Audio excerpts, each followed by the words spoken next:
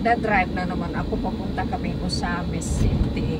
Kasi naisipan kong bibilin uli ng ano, yung tamang gauge ba na ng copper wire. Kasi kahapon may nabili akong copper wire na gauge 16. Ay ano lang yon, yung bang hindi pwede kasi yung bang anong tawag yun, very soft ba? Kasi gagawa ako ng ano, yung bracelet organizer. Yun ang gagawin ko mamayang gabi. Mamayang hapon.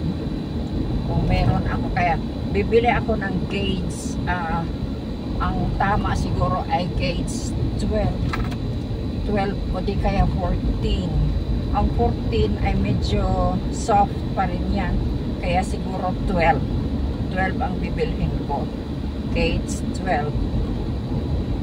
Tapos ayan na, mag-umpisa na akong gagawa noon ng ano, para maihang ko yung ano, yung medyo marami na kasi ang ano ko yung bracelet, para ma-display ko na, tapos ma-post ko sa Facebook pa, at saka sa YouTube, at saka sa TikTok. Yun, kaya pupunta kami ngayon. Alas 10:07 na ngayon, oh. Mga 30 minutes nandun na kami siguro. Puhon paabot sa Osamis. Tapos yun lang ang sadya namin.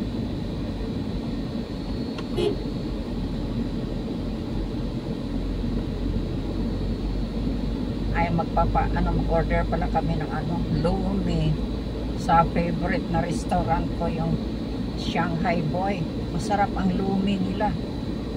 Kaya nagdala kami ng kaldereta, yung pang kaserola ba, para lalagyan, para pagbalik namin, ayun na ang ano namin, yun na ang iulam namin.